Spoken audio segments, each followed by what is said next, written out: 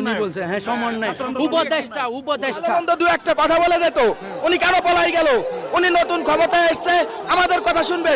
উনিও কিন্তু এই কয়েকদিন আগে রাজপথে ছিল। দেখছেন আসিফ মাহমুদ যে সমন্বয়কারী ক্রীড়া মন্ত্রণালয়ের দায়িত্বে রয়েছেন, তিনি কিন্তু দেখছেন তার গাড়িটি পিছন দিকে চলে যাচ্ছেন। আমরা যদি একটু দেখাই, তার গাড়িটি ঘুরিয়ে যাচ্ছেন, সমন্বয়কারী ছিলেন এবং দেখছেন এই মুহূর্তে তার গাড়ি আসিফ স্যারের গাড়ি, আসিফ স্যার দেখছেন আসিফের গাড়ি কিন্তু চলে যাচ্ছে। এই মুহূর্তে সমন্বয়কারী রয়েছেন। কার গাড়ি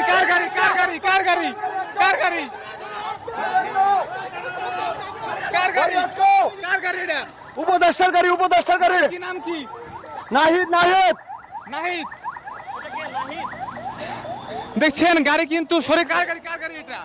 আসিফ মাহমুদ নাম বলছিল উনি আমাকে, যখন বলছিল উপদেষ্টা, হ্যাঁ উপদেষ্টা, উনি আমাকে নাম্বার দিছে, বলছে আপনারা লিখিত আকারে একটা দেন, আমাদের গাড়িটা ছাড় দেন, এতটুকু বলছে। পরে যখন আমরা ওনাকে ছাড়ি নাই, উনি উনার ইচ্ছা মতো আবার ব্যাক করে চলে গেছে। আসলে কি প্রমাণিত হলো এটা? উনি আমাদের পক্ষে আছে কিনা সেটা আমরা কিভাবে বুঝতে পারবো? সামনে কথা বলার মতো কোনো সাহস নাই, তারা দুর্নীতি